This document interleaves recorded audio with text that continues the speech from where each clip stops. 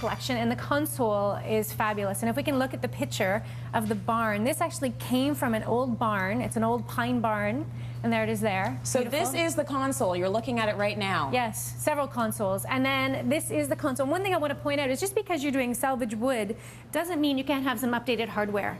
So we have the beautiful slides. This is made by North on 60, and it's from Constantine's. And it's a beautiful piece, and again, another great story.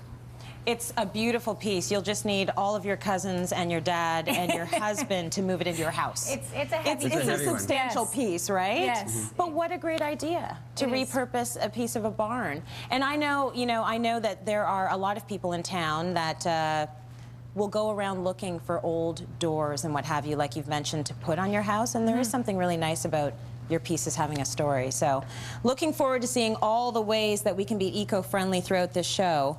Karen, you take us on a tour of a newly renovated kitchen with an eco-friendly design. So let's take a look at that. This isn't just a beautiful kitchen, it's a kitchen with a story. This is a very eco-friendly kitchen because the homeowners, when they were building their cottage, had to take 5 trees down off their cottage property. And instead of just disposing those trees, they saved them. They milled them and had them dried so they could create this gorgeous cabinetry. The doors and the drawers are all cherry. They've been stained to have this really rich color. The other great feature about this kitchen is all these windows to let in natural light, another really great eco-friendly feature.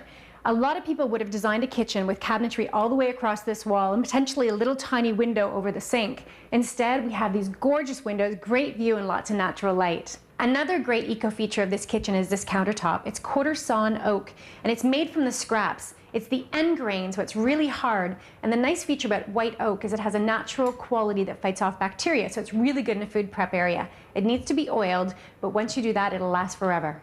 During a renovation, lighting is very important, so use halogens and always add a dimmer.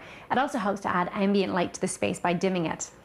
Our molding in here is actually poplar and not cherry. This is a cost savings measure. It's very expensive to mill your own molding, so if you can find something and stain it, it's a great way to save some money. And speaking of saving money, our baseboards are a veneer, and this is a great way to get the most out of a tree because you're able to shave long bits from it and you can actually get a lot more wood. So again, an eco-friendly feature. And I love these chairs. These came from the Royal York Hotel, vintage chairs. So it's all about reuse. If you don't have something in your home you can reuse during your renovation, go out and find something that adds real personality to your space.